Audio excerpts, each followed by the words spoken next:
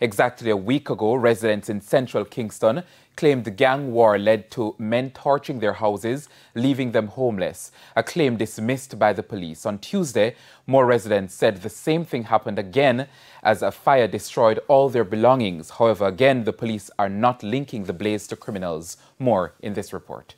Another house in central Kingston destroyed by fire.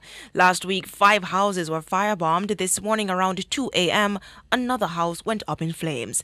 The occupants who were inside sleeping recounted how they barely escaped with their lives. So we couldn't go through the front gate, the front door, because the whole yard was on fire, because the other side was blazing. So you can't open the front door. So the only option was there for us to come through the backyard and lick off this zinc fence. So I was kicking it, and my mother was there, and I was kicking it. I couldn't get out, so I started screaming. And by the time my grandfather came out, and he dragged off the zinc fence, and that's how I escaped. We couldn't get up on the water for sure, because they eat.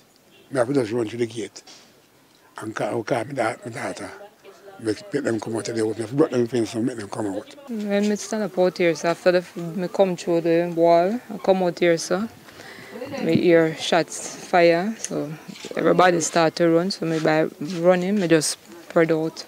This building housed 12 persons, but at the time of the fire, only 3 persons were home.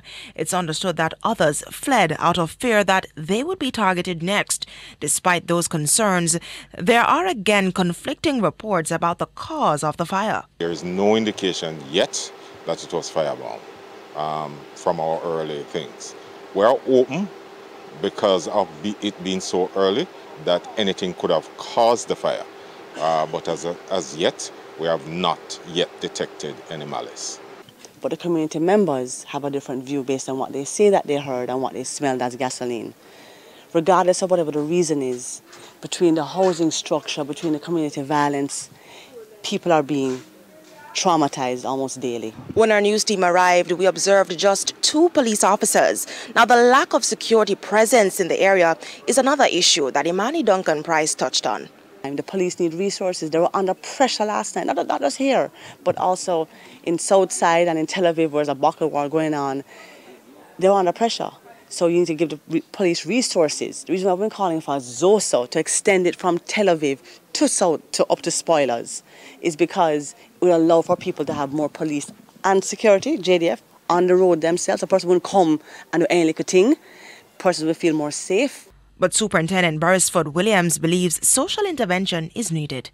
We are meeting with residents. We had one such meeting on Sunday to reassure them and to encourage them to work with us, because irrespective of how often or how many police we have here, once they continue to shelter the persons who are the wrongdoers in this space, we are not going to make much headway.